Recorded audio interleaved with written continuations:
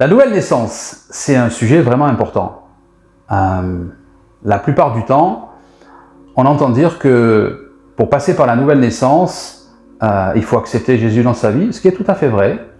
On entend d'autres fois que pour passer par la nouvelle naissance, il faut juste réciter une prière et on est né de nouveau. C'est pas forcément vrai. Ça peut être vrai, mais c'est pas forcément vrai. Et on s'aperçoit que il y a bien des gens qui vont à l'église tous les dimanches. Il y a bien des gens qui pensent être nés de nouveau, mais qui malheureusement ne le sont pas.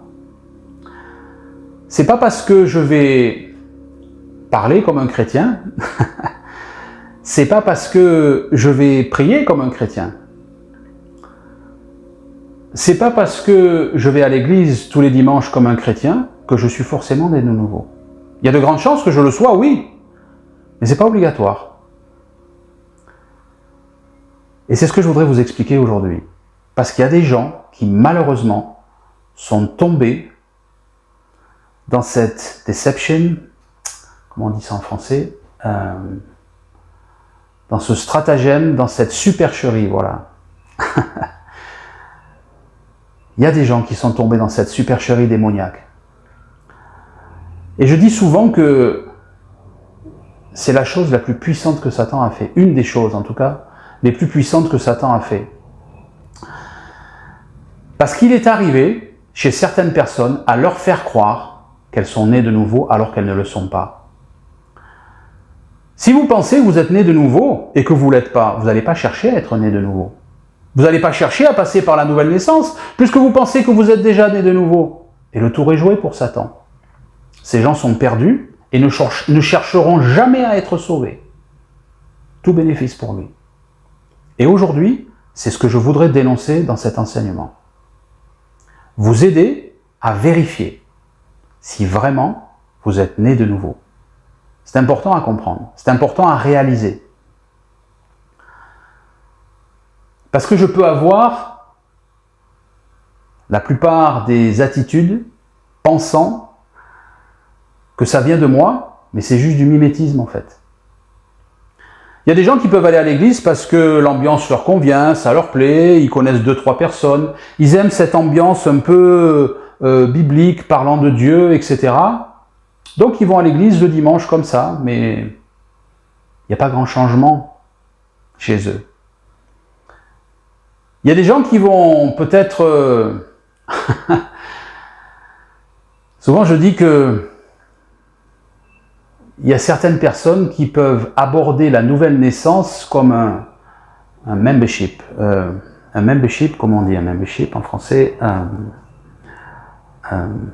Être membre d'un club ou quelque chose comme ça.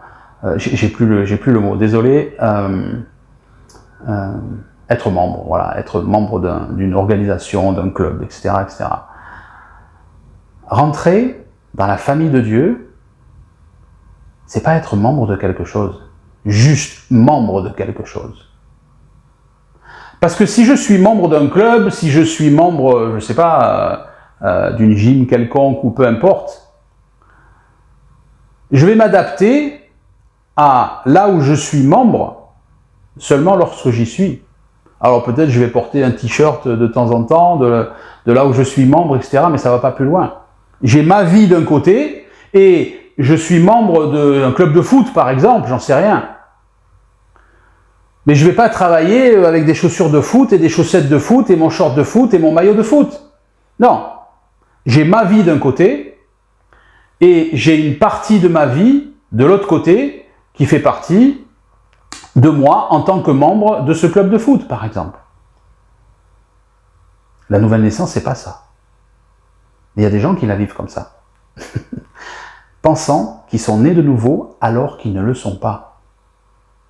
Et ça, c'est dramatique. Comme je l'ai dit, parce qu'ils ne vont pas chercher à être nés de nouveau, pensant qu'ils le sont déjà. Ils pensent qu'ils ont quelque chose, mais ils ne l'ont pas.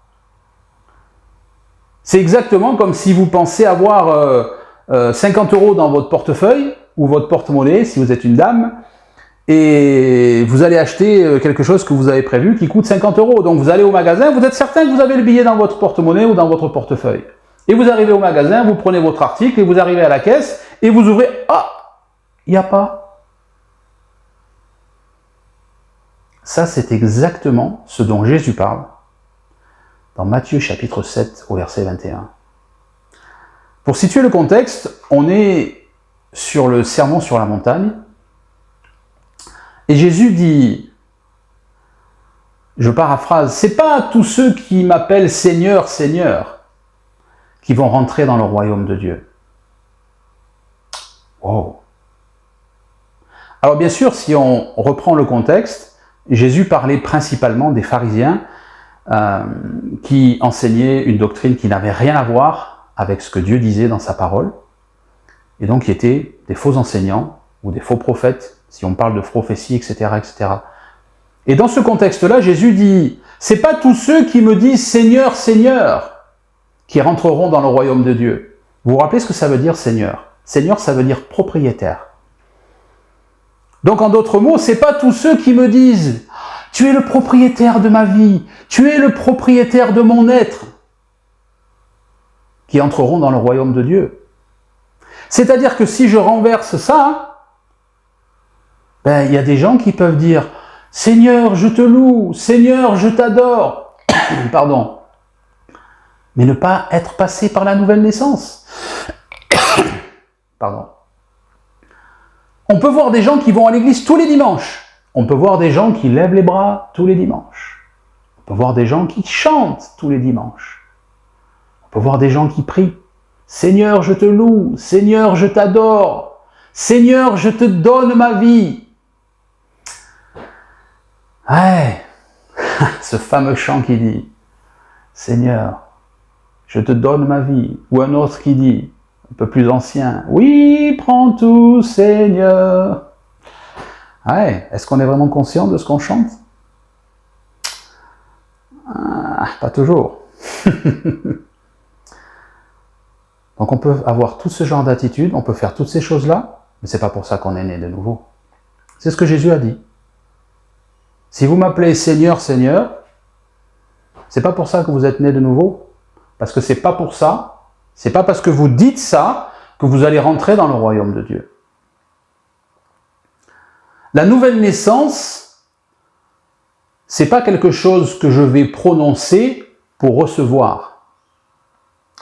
Mais c'est quelque chose que je reçois, que je comprends, et une fois compris, que j'exprime par des mots. C'est tout l'inverse. Absolument tout l'inverse. C'est pour ça que quand je vois des gens qui disent « Oh mais tu veux passer par la nouvelle naissance, tu veux être né de nouveau ?» Écoute, récite cette prière après moi et c'est bon. Oui, peut-être c'est bon. Si tu as bien compris l'offre de Jésus sur la croix, si tu as bien compris qu'est-ce qui s'est passé à la croix, si tu as bien compris ce qui doit se passer en toi lorsque tu passes par la nouvelle naissance, c'est-à-dire que Jésus, sur la croix, a donné sa personne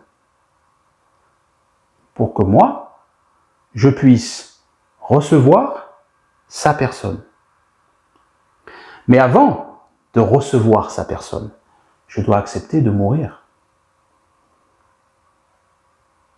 Parce que si je ne meurs pas, il ne peut pas y en avoir deux qui dirigent, comme je dis souvent aussi. Donc Jésus a donné sa personne, moi j'accepte de faire mourir sa personne pour le recevoir en moi. Recevoir cette semence vivante à l'intérieur de moi. Souvent quand je prie, je dis merci Jésus. Merci Jésus pour cette semence vivante que tu as déposée à l'intérieur de moi. Et plus je meurs, plus elle grandit.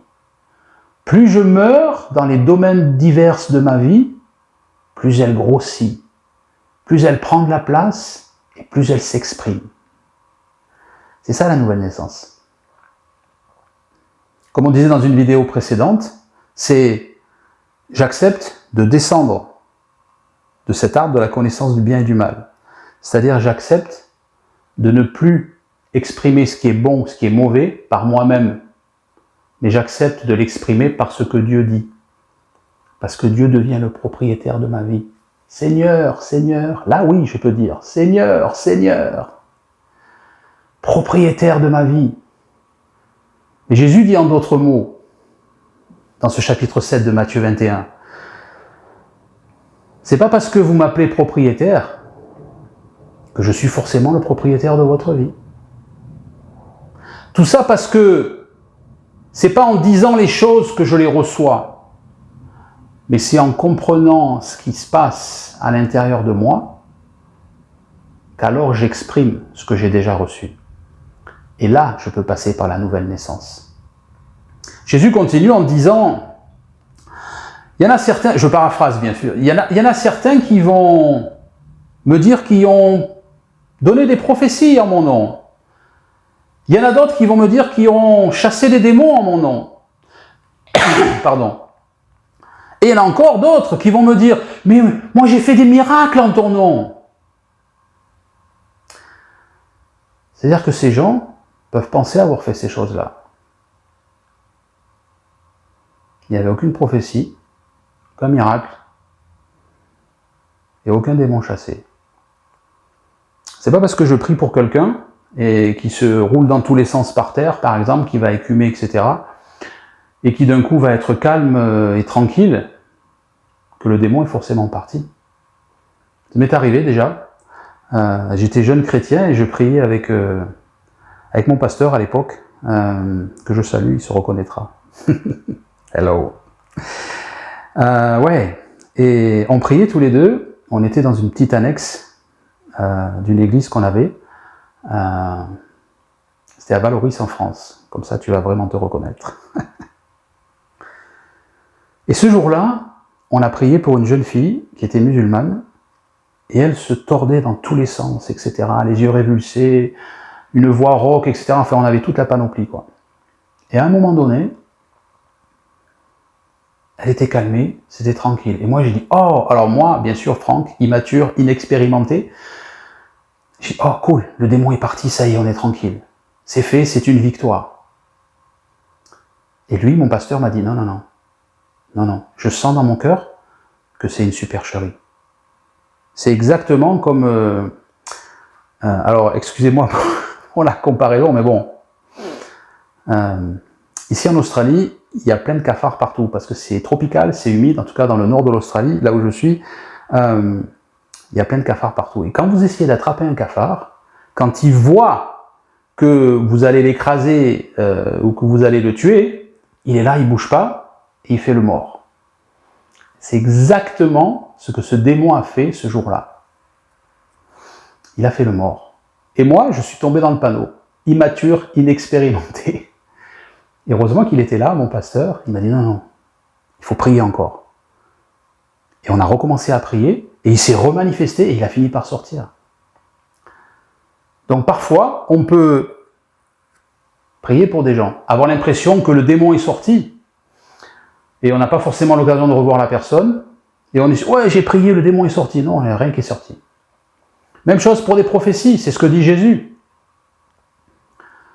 Vous pouvez me dire, oui, mais j'ai donné des prophéties en ton nom, Jésus, quand même. Je peux aller à l'église, je peux dire des belles choses sur Dieu. Oui, je reçois que Dieu, peu importe, il n'y a rien qui me vient en tête maintenant, mais que Dieu nous aime, ou que Dieu veut bénir cette église, et qu'on va grandir, etc. Et même se tromper soi-même, pensant que c'est une parole qui vient de Dieu, mais rien du tout. Ça vient juste de mon âme, tout simplement. Et la plupart des gens, je ne dis pas que les gens qui sont dans ce cas-là, et qui sont trompés, le font consciemment forcément. Il y en a qui peuvent le faire consciemment, mais là ça serait vraiment assez tordu. Il faudrait se reprendre d'urgence, mais il y en a d'autres qui la plupart du temps sont trompés. Et ils se trompent eux-mêmes, par leur propre immaturité et par leur propre manque de connaissances. Alors parfois parce qu'on leur a mal expliqué les choses, je ne dis pas que c'est tout le temps de la faute des gens, des fois on leur a mal expliqué, mais bon, après de notre côté, si je prends la peine d'aller lire ce qu'il y a écrit dans la Bible, etc., je vais voir qu'il y a quelque chose qui ne matche pas.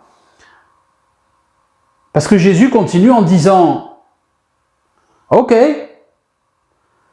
Tu me dis que tu as prophétisé en mon nom, tu me dis que tu as fait des miracles en mon nom, tu me dis que tu as chassé des démons en mon nom, mais moi je te dis, je ne t'ai jamais connu. Quand on dit à quelqu'un « je t'ai jamais connu », ça veut dire « je t'ai jamais connu ». Tu as jamais fait partie de mes connaissances. Et parfois, j'en profite pour faire une parenthèse, on entend dans certains enseignements, certaines personnes qui prennent ce passage justement pour expliquer qu'on peut être sauvé et on peut perdre son salut. Parce qu'on peut passer par la nouvelle naissance, on peut donner des prophéties, on peut faire des miracles, on peut chasser des démons, et Jésus va nous dire « je ne t'ai jamais connu ». Donc ça veut dire qu'on a perdu notre salut, que soi-disant on aurait perdu notre salut. Absolument pas. J'en profite pour faire cette parenthèse, on ne perd pas son salut. Par contre, bien souvent, on donne le salut trop facilement aux gens. C'est-à-dire que je veux dire par là, qu'on considère trop facilement que les gens sont sauvés. Juste parce que j'ai récité une prière, je suis sauvé? Non, sûrement pas. Ça, c'est complètement stupide. Oui, comme je l'ai dit, ça peut être le cas, mais rarement. Parce qu'une prière doit être l'expression de ce que j'ai déjà à l'intérieur. De cette nouvelle naissance que j'exprime, en fait, que j'ai déjà reçue, je la reçois, je l'accepte, je la reçois, et alors je l'exprime dans cette prière. Et en aucun cas, quelque chose que je vais réciter. C'est pas parce que je récite quelque chose que ça va se passer. La Bible, c'est pas un livre de cuisine. Et encore une fois, j'allais dire désolé de le dire. Non, je suis pas désolé de le dire. Combien de fois, je rigole, mais c'est pas marrant. Je vois des enseignements.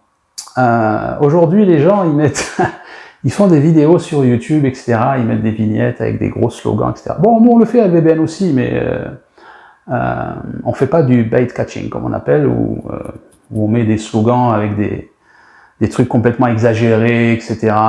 pour attirer les gens. C'est complètement stupide, c'est du mensonge et c'est de la tromperie. Donc à LVBN, on fait pas ça. J'en profite également pour vous dire, je fais une parenthèse dans ma parenthèse, si vous voyez des pubs dans nos enseignements de LVBN, j'en suis désolé, mais malheureusement, c'est les nouvelles règles YouTube, parce qu'on n'a pas assez d'abonnés, je le dis de temps en temps pour que les gens le comprennent, parce que je suis le premier à dire que je suis contre la monétisation des vidéos YouTube. Je trouve complètement stupide de mettre un enseignement sur YouTube, et parfois, comme j'ai vu, en plein milieu de l'enseignement, il nous arrive une pub en plein milieu pour la cartomancienne une telle, ou pour avoir l'ésotérisme un tel. Au secours. Où on va? Tout ça pour gagner quelques euros? Elle est là votre foi si vous avez un ministère?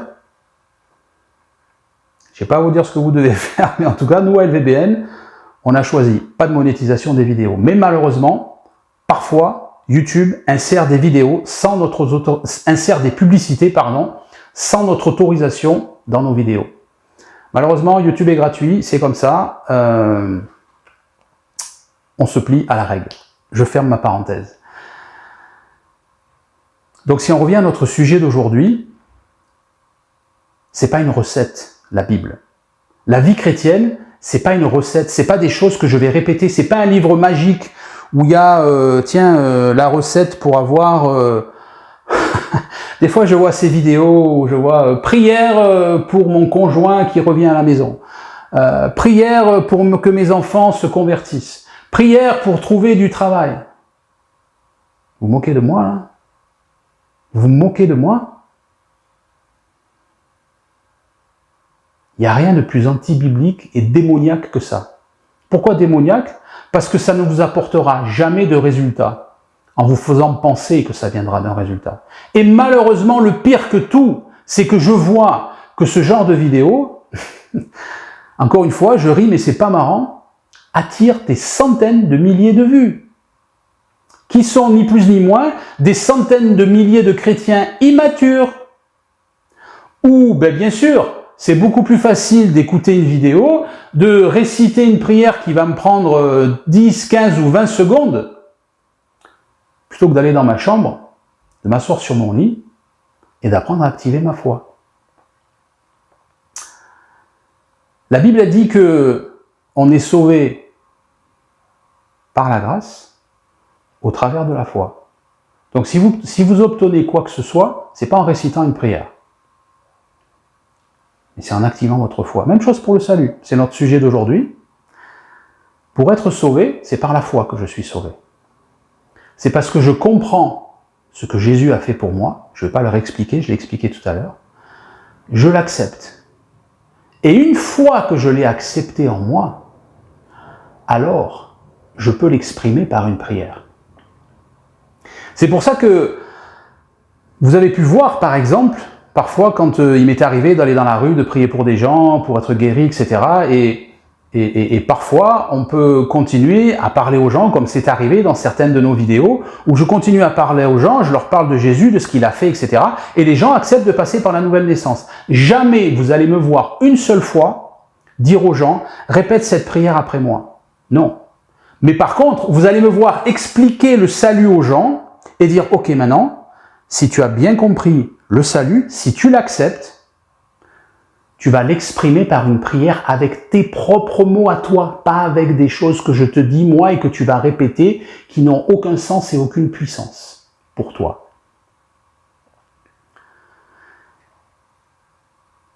Si vous voulez, lorsque vous parlez de Jésus aux gens, leur dire, ok, on va prier pour passer par la nouvelle naissance.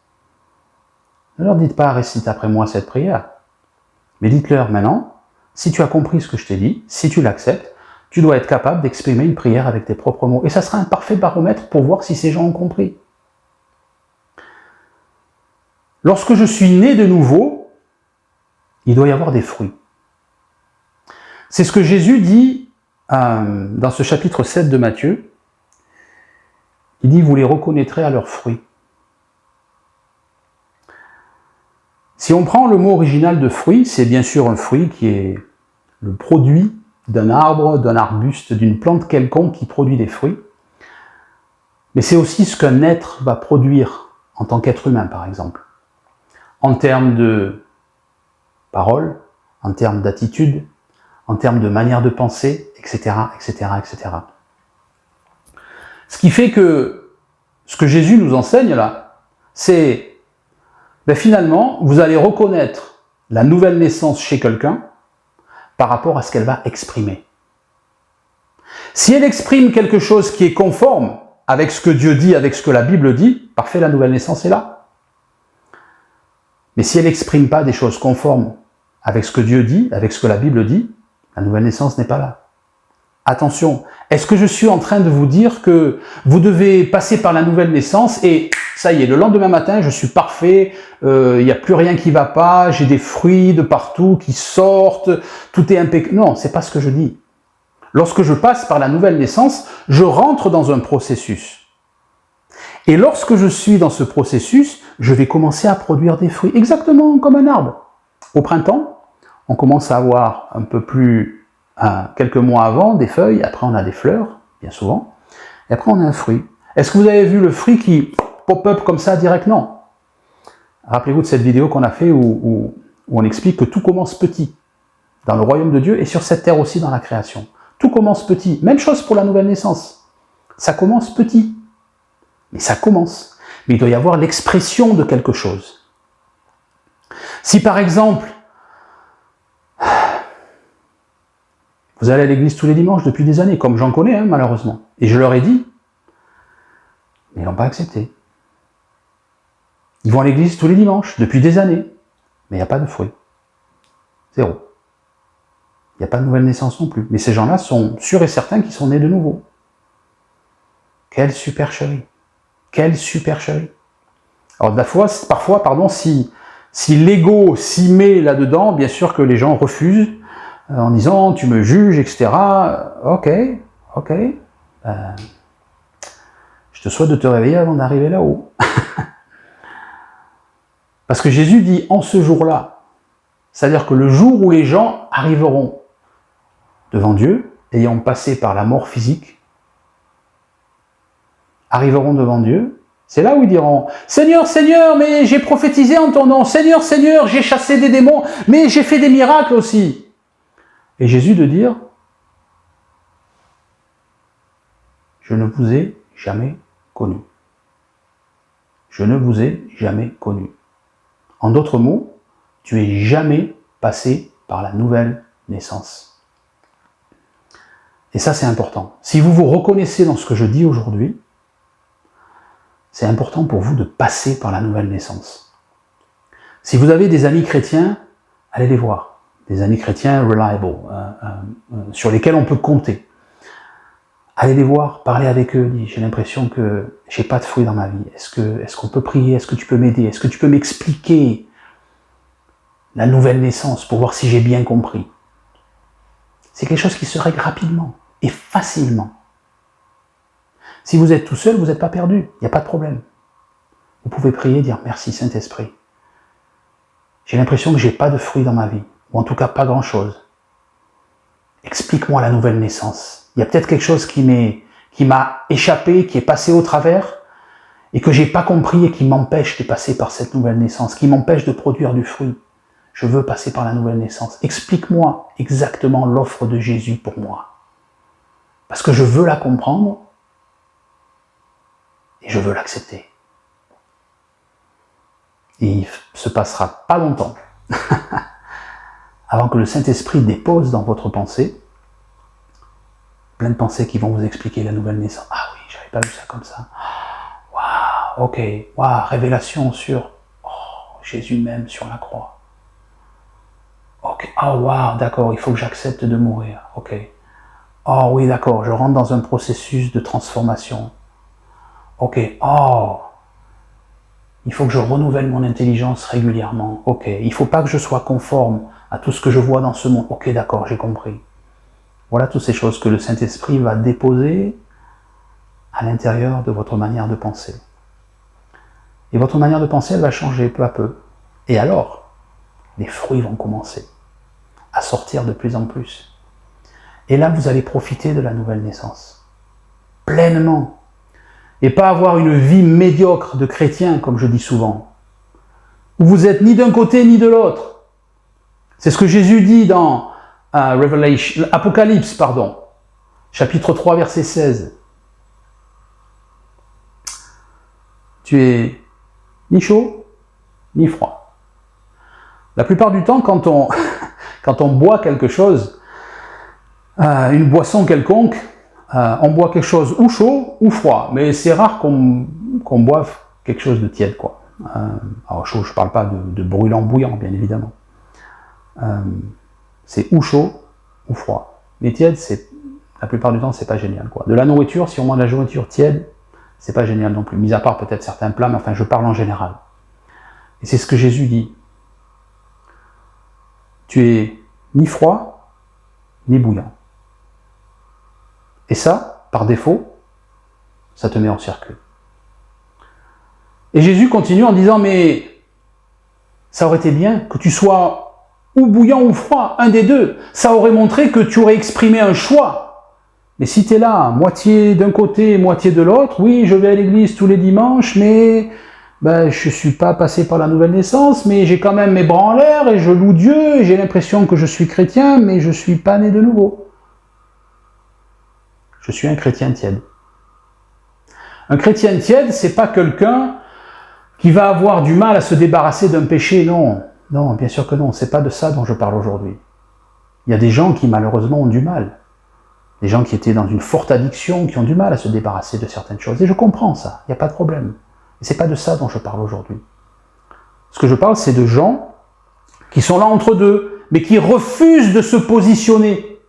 Ils se disent, bon, je suis plus ou moins à l'équilibre, au milieu, donc bon, ni d'un côté ni de l'autre, parce que c'est des gens qui n'aiment pas prendre position. Parce que c'est des gens qui se préservent. Parce que c'est des gens qui sont centrés sur eux-mêmes, bien souvent égoïstes. Et alors là, on est là, on ne prend pas position. C'est les mêmes gens qui, bien souvent, ne parlent jamais de la foi. Ah non, non, moi je préfère être tranquille, non. Ok. Et Jésus parle de ces gens-là, et c'est là, il dit, arrière de moi, je vous ai jamais connu. Je vous ai jamais connu. vous n'êtes jamais passé par la nouvelle naissance. Et aujourd'hui, le but de cet enseignement pour vous, en ce qui me concerne, c'est de vous pousser à faire un choix. Je me souviens quand je parlais à mes enfants, quand ils étaient ados, ou il y a cette période de l'adolescence où on sort de l'influence de papa et maman et on commence à rentrer dans la phase adulte. Alors bien sûr, l'adolescent, quand il rentre dans cette phase d'adolescence, il est persuadé déjà d'être un adulte. Il est persuadé que les autres comprennent rien et que lui a tout compris. Je paraphrase le truc, mais c'est bien souvent comme ça que ça se passe. Et ils rentrent dans cette phase où ils sont plus vraiment des enfants, mais ils sont pas vraiment des adultes non plus, ils sont dans un processus. Et donc, je me souviens lorsque mes enfants sont rentrés dans cette phase-là, c'était différent pour tous les trois, parce que tous les trois, ils ont une personnalité différente. Je vous aime, mes trois enfants, en passant. Ok. Je suis émotif parce que je les aime beaucoup. Donc quand ils sont passés par cette phase, et je suis très fier d'eux aujourd'hui, comme je l'ai toujours été d'ailleurs, peu importe les phases, je me rappelle que je leur disais, ok, peu importe le choix que vous faites, bien sûr que je les exhortais à exprimer, bien sûr qu'ils étaient nés de nouveau, mais il fallait qu'ils assoient cette nouvelle naissance, parce que jusqu'à présent ils étaient enfants, et quand on est enfant, on va un peu mimiquer les parents, etc. Pas dire que c'est quelque chose qui est pas réel et qui est pas vrai en eux, non, c'est pas ça que je dis, mais je dis que quand on passe par cette phase d'adolescence, c'est là où on assoit sa propre personnalité, où on commence à prendre ses propres décisions. Et je leur disais, peu importe la décision que vous prenez, prenez une décision. Ne restez pas entre deux, parce que ça, c'est pire que tout. Et je me rappelle, notamment Alex le l'aîné, où il était passé par une phase un peu difficile, où on est attiré par le monde, les copains, etc. Il était dans le milieu fin de l'adolescence. Et un jour, je lui ai dit, prends une décision. Ok, ou tu prends ta Bible, ou tu la jettes à la poubelle, tu pars dans le monde, tu suis le diable, tu fais comme tu veux, mais ce que tu fais, fais le bien. Ou alors, tu continues de décider d'être né de nouveau, d'avancer, de continuer dans ce processus, mais ce que tu fais, fais le bien. J'ai toujours poussé mes enfants à se positionner, à prendre une décision, et surtout ne pas rester entre deux comme ça. Non, c'est pas vraiment oui, c'est pas vraiment non, parce que Jésus dit, ok, tu veux pas prendre de décision, ben par défaut, c'est comme si tu avais dit non. Et ça, c'est pire que tout. Parce qu'on se retrouve rejeté, on se retrouve en enfer, si on n'est pas passé par la nouvelle naissance, bien sûr. On se retrouve en enfer parce qu'on a refusé de se positionner. Positionnez-vous. Prenez une décision ferme. Prenez une décision sûre. Et aujourd'hui, Alex, il a fini son école biblique il y a quelques années déjà. C'est un homme de Dieu, très fier de lui. Il avance et il est dans un super beau processus. Parce qu'il a pris position. Il a choisi. Donc choisissez. Ne restez pas entre deux comme ça. Parce que si vous restez entre deux, vous allez être hurt. C'est ce que dit Jésus. Donc c'est important de comprendre que c'est la foi qui m'aide à avancer dans ce processus. C'est ce que Jacques dit, chapitre 2, verset 26. La foi, sans les œuvres, elle est morte. Alors vous allez me dire, oh mais attends Franck, je croyais qu'on était sauvés au moyen de la grâce, par la grâce au moyen de la foi. Oui, bien sûr. Bien sûr. Mais si par la grâce de Dieu, j'ai choisi de recevoir et d'activer ma foi, alors je dois en voir le fruit. C'est ce que Jacques dit. Chapitre 2, verset 26. La foi, sans les œuvres, elle est morte. Il y a deux types de foi dans la Bible. Le premier type de foi, mais c'est exprimée par le même mot, la foi. Il y a deux types de foi. Premier type de foi, c'est la foi qui va m'aider à croire, la foi qui renverse les montagnes, la foi que j'exprime dans la prière pour recevoir. Ça, c'est la foi pour croire. Et il y a aussi la foi en tant que style de vie. Lorsque Paul dit par exemple, et je suis allé voir ce roi, et plutôt, c'est pas Paul qui le dit directement, c'est Luc qui le dit dans les Actes, où il dit, et Paul s'est entretenu au sujet de la foi. Donc ça ne veut pas dire que Paul il est allé voir ce roi et il lui a expliqué comment croire pour ses prières. Non, bien sûr que non, le gars il n'était même pas né de nouveau. Mais Paul lui a expliqué la foi en tant que style de vie par rapport aux enseignements de Jésus-Christ. Donc il y a deux types de foi. Il y a la foi pour croire et la foi en tant que style de vie. Et dans ce passage de Jacques 2, 26, c'est la foi en tant que style de vie dont Jacques parle. C'est-à-dire que la foi, le style de vie que je peux avoir, s'il ne produit pas des fruits, il est mort. Quelque chose qui est mort, ça n'existe pas.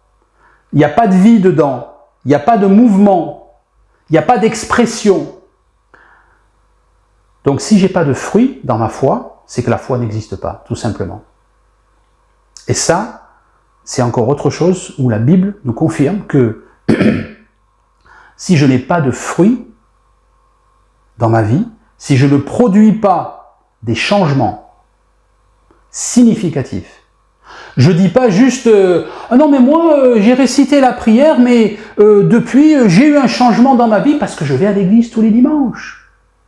Ok, c'est bien, d'accord, vous allez à l'église tous les dimanches, mais c'est pas de ce genre de changement dont je parle.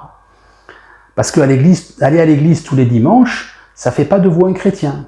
Il y a une blague très populaire dans le monde anglo-saxon qui dit que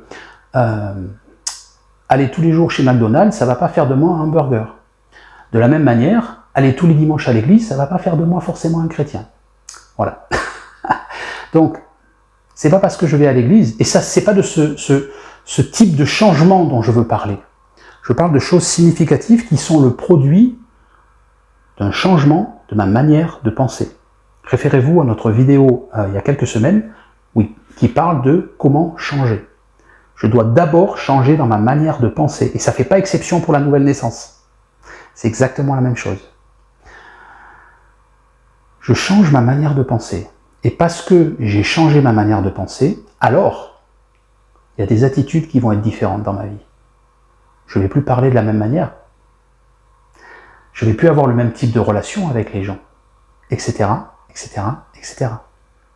Par contre, si je suis toujours dans le même style de vie, ce que j'appelle des pseudo-chrétiens avec une vie médiocre, parce que finalement, on profite de rien quand c'est comme ça.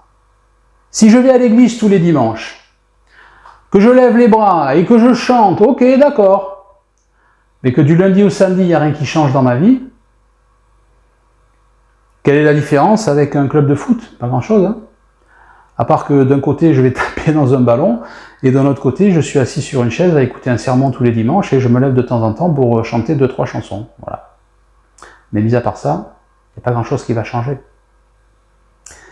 On voit même des gens qui, par exemple, pensent qu'ils peuvent parler en langue. J'ai vu ça aussi. Je ne dis pas que c'est la majorité, mais je dis que ça peut arriver. Ça me rappelle une fois où j'avais vu des personnes qui étaient en train de prier pour qu'une autre personne reçoive le baptême du Saint-Esprit et s'exprime avec le parler en langue. Et cette personne lui a dit non mais je vais prier pour toi et je vais parler en langue. Et répète ce que je dis et tu vas voir, ça va venir. Encore une fois, je rigole, mais c'est pas marrant. C'est nerveux, quoi. Quelle stupidité. Mais quelle stupidité. Et je ne dis pas que ça vient forcément de ça, mais on en arrive à des cas où il y a des gens qui vont se trouver dans des réunions de prière de temps en temps, ou qui vont prier à la maison avec d'autres chrétiens, ou qui vont entendre des vidéos, où ils vont entendre des gens qui vont parler en langue, et puis au bout d'un moment, je vais attraper 2, 3, 4 mots comme ça. Et sha, balo, bala. Ah ok, sha, balo, bala. Ah, ok. Alléluia, Jésus. Merci, mon Dieu. Shabalobala. Shabalobala. Et alors, je peux mettre des fois des intonations différentes. Shabalobala. Alléluia. Shabalobala. Et puis, je peux avoir 2-3 phrases comme ça qui me donnent l'impression que j'ai été baptisé du Saint-Esprit, que je parle en langue, et donc que je suis né de nouveau, mais en fait, non. Est-ce que je suis en train de dire que si vous avez 2-3 mots comme ça, ou 2-3 phrases dans votre parler en langue, vous n'êtes pas baptisé du Saint-Esprit? Non, c'est pas du tout ce que je dis.